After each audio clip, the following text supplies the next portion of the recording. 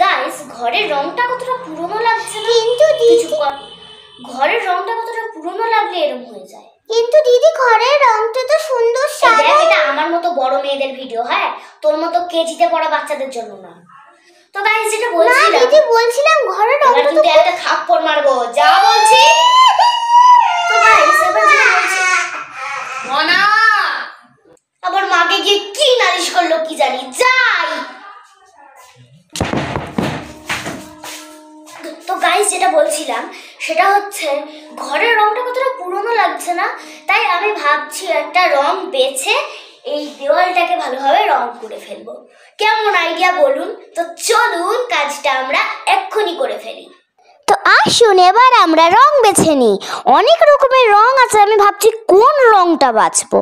তো আমার এই সবুজ টাইপের রংটা ভাল লেগেছে। তো এই রংটাকে এবার আমরা আমাদের দেওয়ালে